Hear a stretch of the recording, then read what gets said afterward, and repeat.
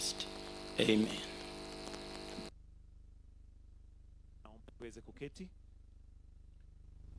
Mheshimiwa Rais Daktari William Samoei Ruto, Rais na Amiri Jeshi Mkuu wa Majeshi ya Ulinzi, Mama wa Taifa Bi Rachel Ruto, Naibu wa Rais Profesa Abraham Kithure Kindiki, Spika wa Seneti Mheshimiwa Amason Kingi, mawaziri wote waliofika, makatibu wa tabaka mbalimbali, wabunge wote walioko, viongozi wa serikali kuu na serikali gatuzi, wageni wote ambao wamefika, kwa heshima Mheshimiwa Rais, naomba nimwalike Naibu wa Rais Profesa Abraham Kithure Kindiki aweze kuendelea na ratiba. Tumkaribishe kwa makofi tafadhali. Karibu sana Naibu wa Rais wa Jamhuri ya Kenya, Profesa Abraham Kithure Kindiki.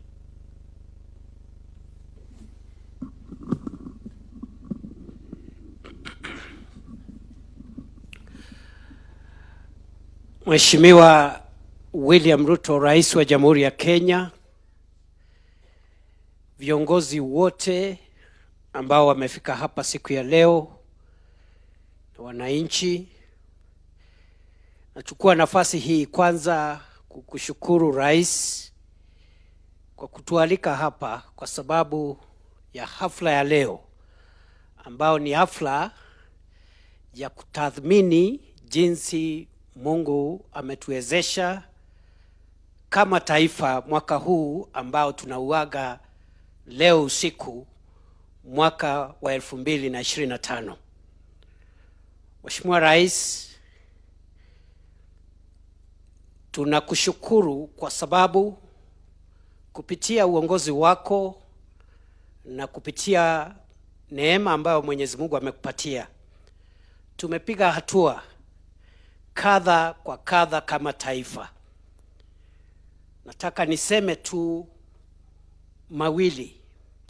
Ya kwanza, Mheshimiwa Rais, ni kwamba kupitia uongozi wako taifa letu limeweka msingi thabiti katika mambo ambayo ni mambo muhimu ambayo yatawezesha nchi yetu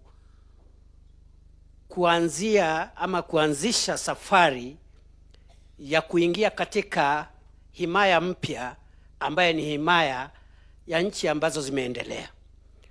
Kwa muda mrefu tumekuwa na matatizo katika mambo ya kilimo, uzalishaji wa kilimo, lakini kupitia uongozi wako tumeona ya kwamba program ya fertilizer ama mbolea imesaidia katika uzalishaji wa mimea muhimu ambayo inasaidia katika kukuza uwezo wa taifa letu kupata chakula cha kutosha.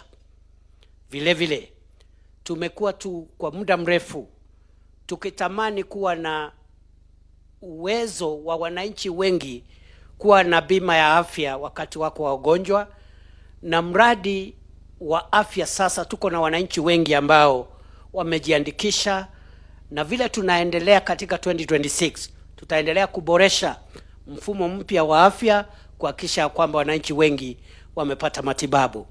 Kuna mambo mengi Mheshimiwa Rais, tumeona ya kwamba nchi yetu imebaki nyuma kwa sababu ya mambo ya miundo msingi na hatukuwa na fedha ya kutosha.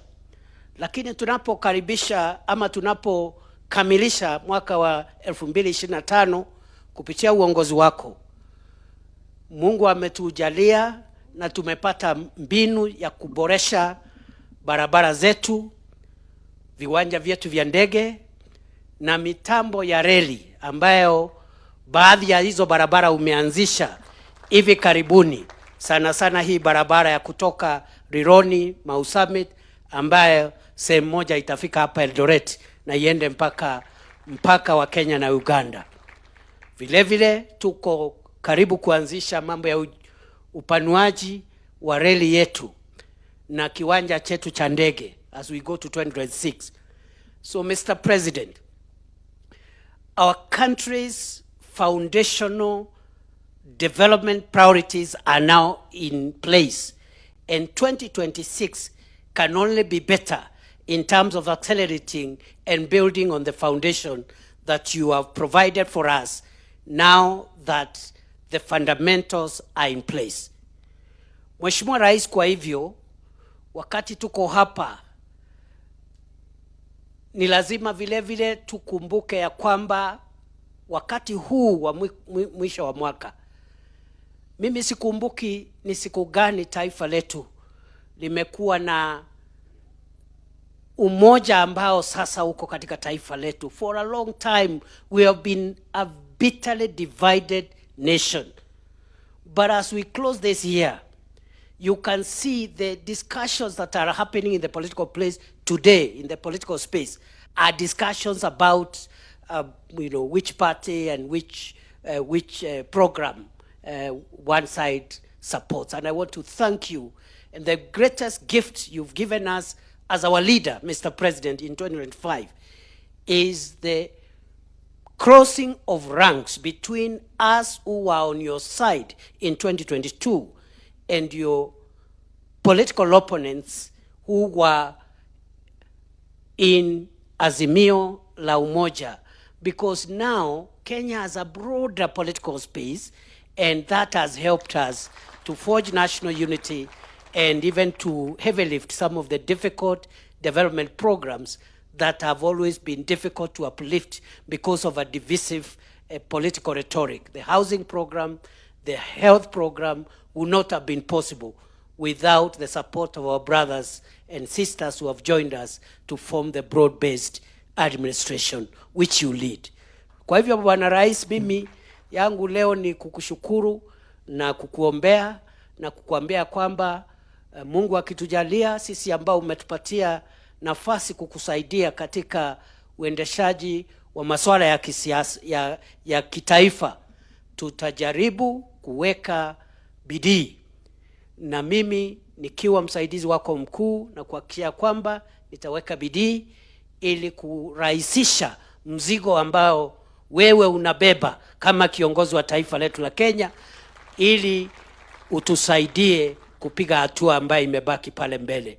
And therefore, Mr. President, I am a grateful Kenyan today, and I am a grateful Deputy President, because I have seen our country make important strides in the last few years, and especially in 2025. With those many remarks, I now want to request that His Excellency the President can come and address us as we proceed with today's program. I request we be upstanding and a round of applause for His Excellency President William Samoei Ruto. Thank you very much, Mr. President.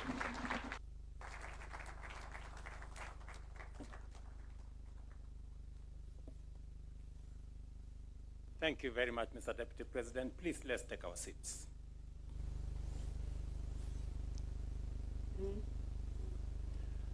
Kwa nyinyi nyote mliofika hapa siku ya leo, karibuni.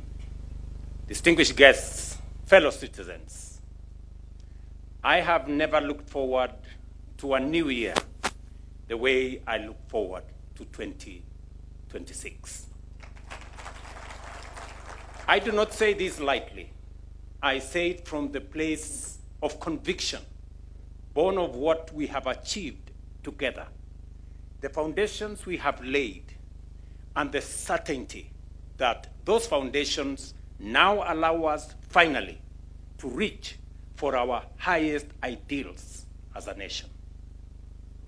This has been a year that tested our resolve and our collective purpose, a year that demanded sacrifice and called for unity.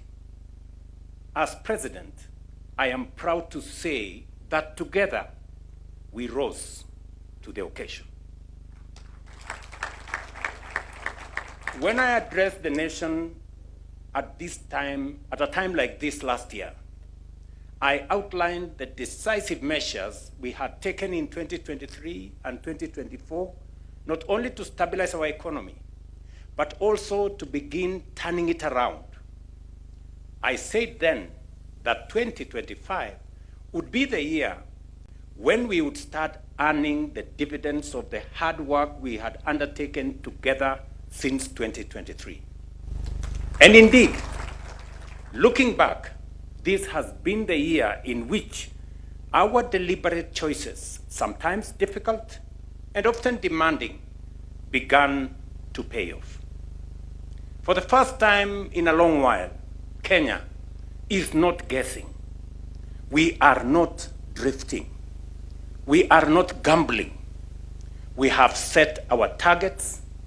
We have begun the journey. And we now have a clear roadmap to make 2026 a defining year in Kenya's history. Tonight, fellow citizens, this is not just a customary New Year address. It is a moment that calls on all of us to seize the opportunity before us, to walk together as one people, and to complete a journey that has been delayed for far too long. 2026 will be a watershed year in the story of our republic, a turning point in our march from promise to prosperity, a year that future generations will look back on and say, that is when Kenya changed course. We can speak of this moment with confidence because we are not starting from nothing. We are building on a solid foundation already laid. Step by step, we confronted difficulties, carved out opportunities, and laid a strong and formidable base for the future of our country. But the story of 2025 is not merely about numbers and statistics. It is about people, the hustlers, the mama mbogas, the border riders, the farmers, the traders, the entrepreneurs, and the workers whose toil, patience, and sacrifice have begun to yield tangible results. It is the story of ordinary citizens whose lives have quietly changed in very extraordinary ways. Kenyans like Mama Cherusha Mudhoni, whose dream of owning a decent home finally came true. For years, her family lived in a single crowded room, exposed to rain and cold, in dignity and fear, never knowing what tomorrow might bring. In 2025, that chapter of uncertainty ended. She moved into a modern, affordable home with clean water, electricity, a proper toilet, and cooking gas. For the first time, her children have space to study and play. Dignity replaced survival. The foundations we have laid have also enabled millions to access quality health services under our universal health care program. Today, more than 29 million Kenyans are registered under Social Health Authority. Across the country, stories of care, relief, dignity, and support are being told quietly and powerfully by ordinary citizens whose lives have been transformed. Stories like that of Naomi Mutendwa Kilunda, a single mother of 6, who watched her 17-year-old daughter, Lydia, struggle daily with a severe and abnormal breast overgrowth that caused pain, limited mobility, and emotional distress. After learning about the SHA program through her local assistant chief, Naomi enrolled and registered her children as dependents. Lydia was treated at Kenyatta National Hospital, where SHA fully covered the cost of a specialized corrective surgery amounting to Kenya shillings 168,000, as well as all post-operative follow-ups. No out-of-pocket payments was required. Lydia has since recovered well, regained her confidence and dignity, and is preparing to resume her education in this new year as she joins Form 4. Let me tell you another story. In Kisumu, Christina Wino Onyango, a 41-year-old widow, mother of 5, and a mama mboga, faced a life-threatening diagnosis of stage 2 esophageal cancer. As a registered SHA member contributing 7,000 annually, Christine received comprehensive treatment at Jaramogi Oginga Odinga Teaching and Referral Hospital. SHA covered medical costs exceeding 250,000, including diagnostic tests, specialized surgery, 5 days of intensive care, and inpatient and post-operative management. Her chemotherapy, scheduled to begin on January 15, will also be fully covered. These are not isolated stories. They reflect the experiences millions of other Kenyans have benefited from the outcome of deliberate policy choices. Ladies and gentlemen, for too long, farming was a gamble rather than an investment. Farmers planted and prayed, never certain whether the harvest would even cover their initial costs. That story has changed. With affordable fertilizer, certified seed, and the blessing of rains, yields have improved significantly. Food production rose significantly. Maize harvests are on course to reach the highest in the history of Kenya. Tea earnings surged. Coffee prices nearly doubled. Sugar production grew as imports fell. Livestock, dairy, leather, and meat exports expanded steadily. We expanded education opportunity through reformed merit-based systems.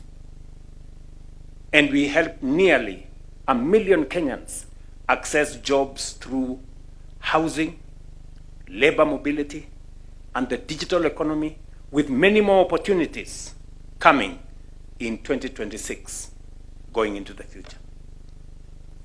But even as we acknowledge this progress, 2025 was not defined by success alone. It was also a challenging year, one that tested our unity and reminded us of the responsibility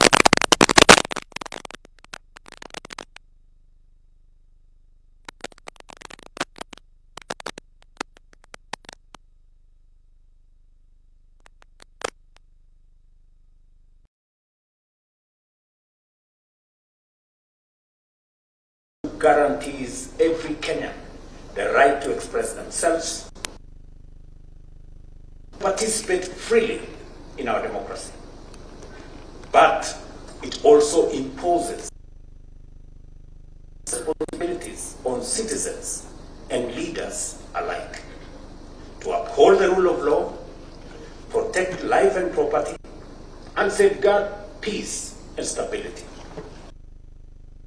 Our responsibilities are inseparable.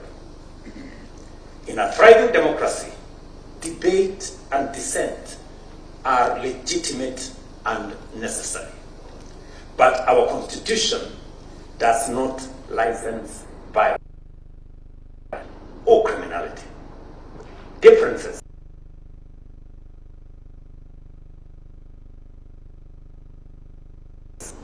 we all cherish. Those entrusted with leadership carry a heightened duty to unite, to build rather than to burn. Kenya is bigger than any individual, any office, or any ambition. This republic belongs to all of us. And because it belongs to all of us, we share a duty to protect it. Ladies and gentlemen, as I announced during the State of the Nation address, 2026 marks the moment when our journey to transform Kenya into a first-world economy begins in earnest. What matters now is execution. But to speak honestly about the future, we must begin with the truth about the present. Today, nearly 4 in every 10 Kenyans live below the poverty line. That is more than 20 million of our people. Families working hard, yet struggling to meet their basic needs. While we have undertaken deliberate policy interventions to create employment under the bottom-up economic transformation agenda, too many of our young people, especially those entering the job market, still wake up every morning without work to go to. This is the reality we are determined to change. When a nation chooses to organize its economy around work, production, and exports, when it invests deliberately in infrastructure, energy, and skills, and when it finances growth intelligently, not recklessly, something profound happens. Poverty recedes, jobs expand, and dignity rises. This is not theory. History shows us that countries like South Korea, Singapore, and Malaysia made national transformation a deliberate choice. Each organized its economy around work, industry, exports, and skills, investing deliberately in infrastructure and people. Poverty fell, jobs grew, a strong middle class emerged. These countries were not spared hardship. They prevailed despite it.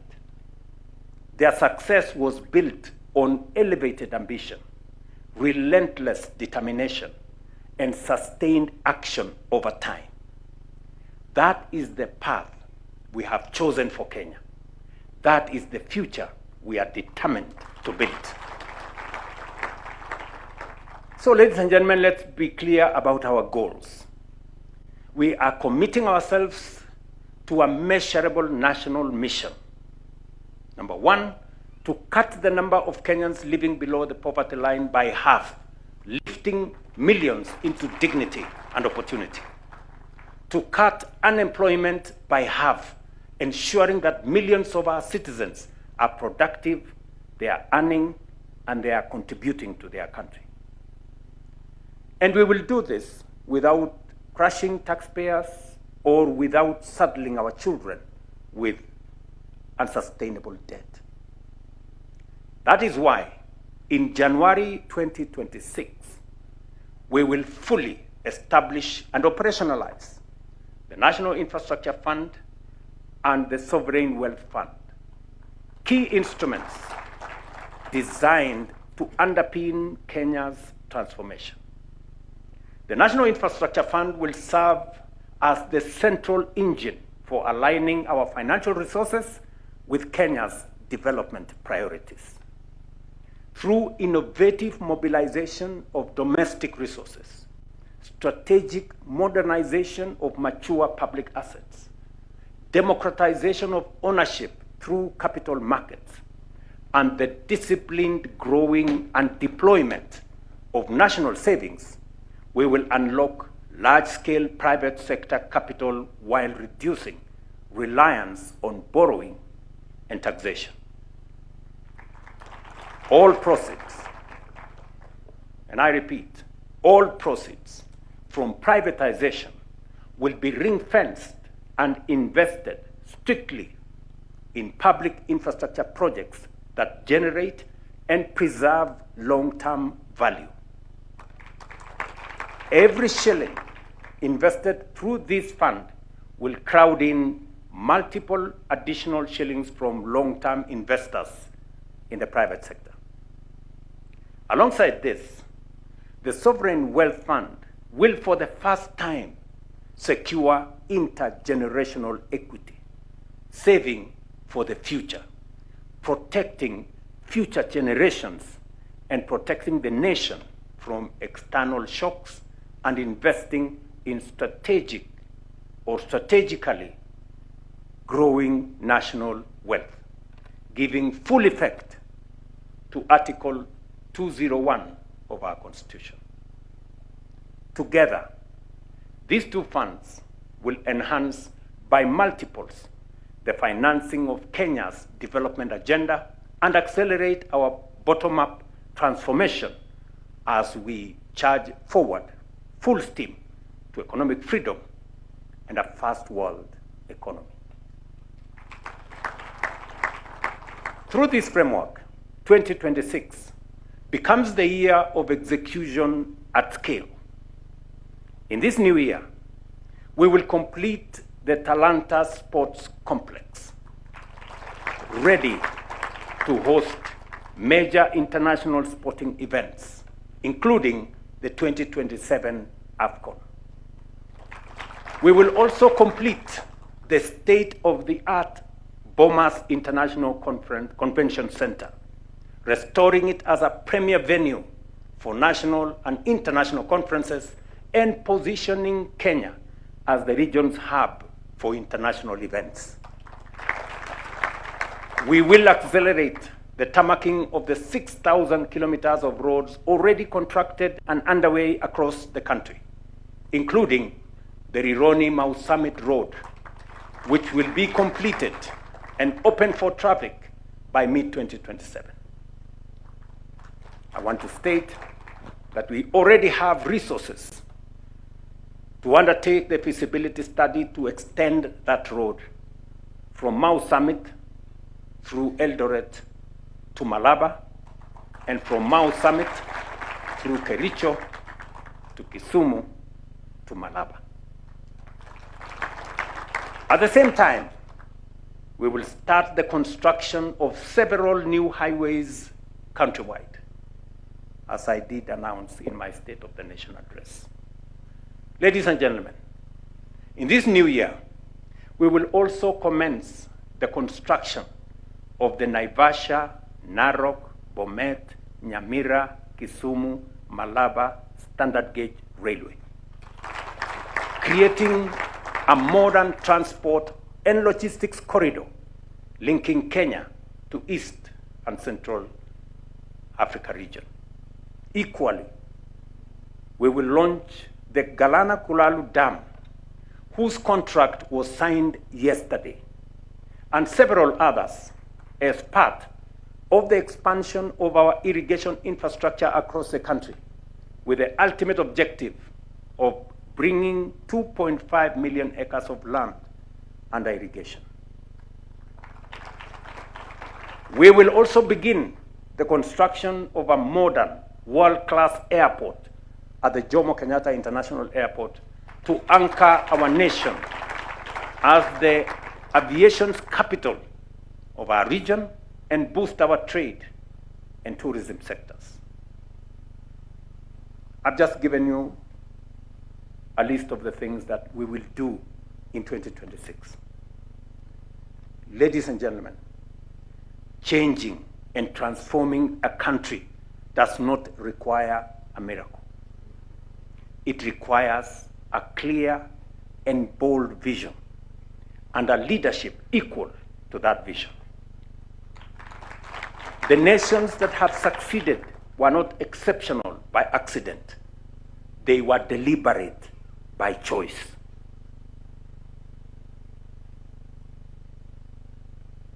One bishop, I saw one bishop last week say that if others took 30 years to move to the first world, Kenya will take shorter because we believe in God.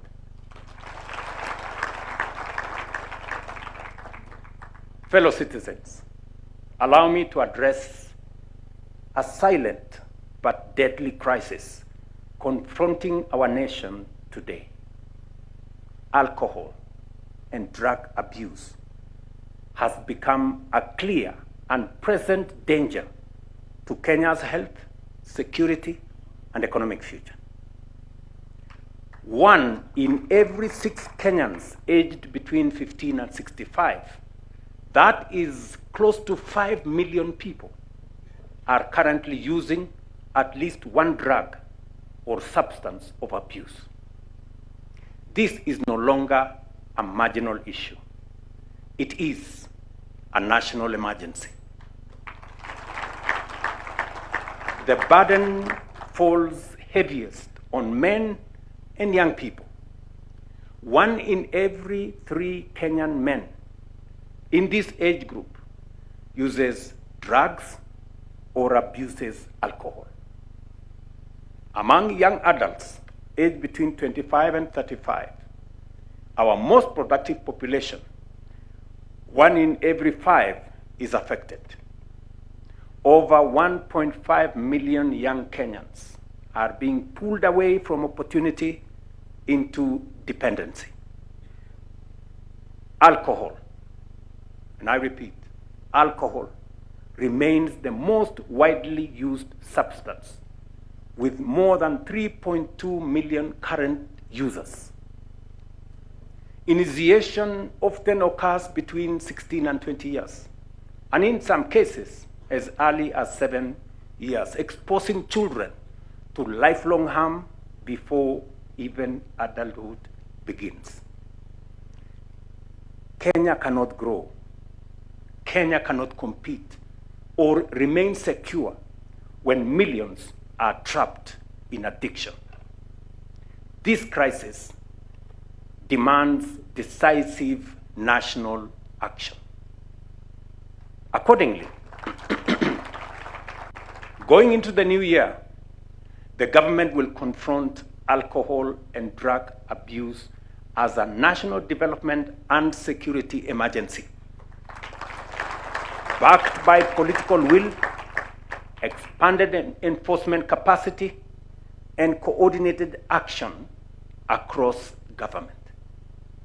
We will establish a strengthened anti-narcotics unit within the Directorate of Criminal Investigations with operational capacity comparable to the Anti-Terrorism Police Unit.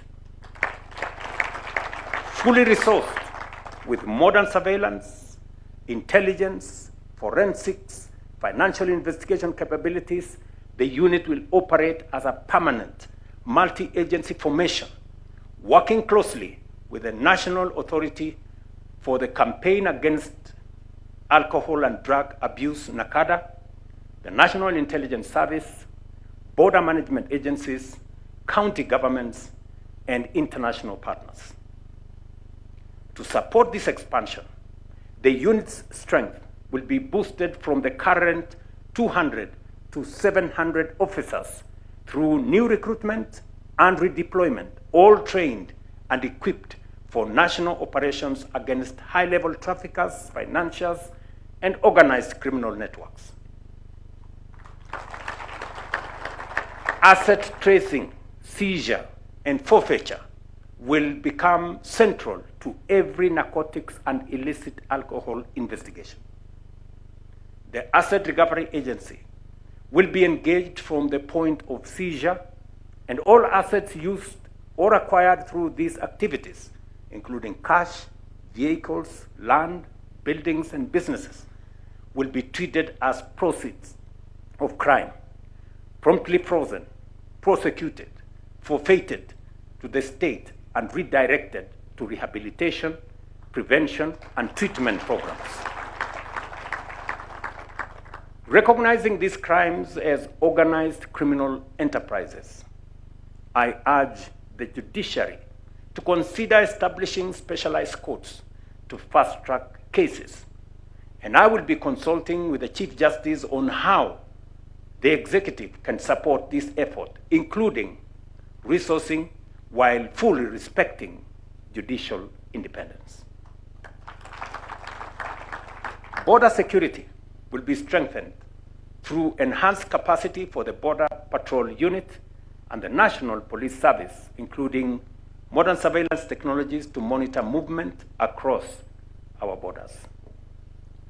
Finally, to safeguard integrity within the security agencies, any government official, including security officers, found culpable of facilitating, protecting, or colluding with drug traffickers or illicit alcohol networks will be prosecuted and dismissed forthwith from service. Fellow citizens, this struggle is deeply personal to me as president and as a parent. No law can replace parental guidance, community values, or early intervention in the lives of our children. As parents, we must choose to be present in the lives of our children. We cannot afford to delegate our children to others. We must guide them, protect them, and intervene early before addiction takes hold. If we fail to act, we fail our children, and we fail the next generation. If we rise to this duty, we secure not only their future, but the moral strength and destiny of our nation.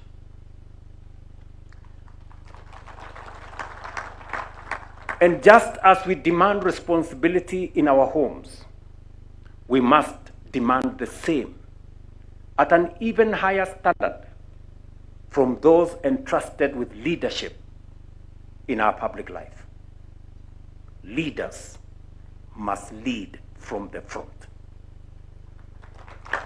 I reiterate that 2026 and the years beyond will usher in a period of accountability. Leadership will not be judged not by promises made, but by performance delivered. Not by the exuberance of youth or the longevity of service, but by results and a proven track record.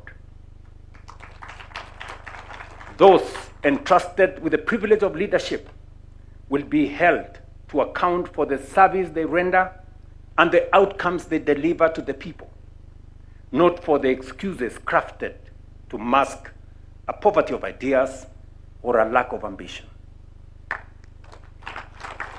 The measure of leadership is impact, and that standard will apply to all. Happy New Year 2026. May God bless you all. May God bless Kenya. And I thank you for your attention. Asanteni sana.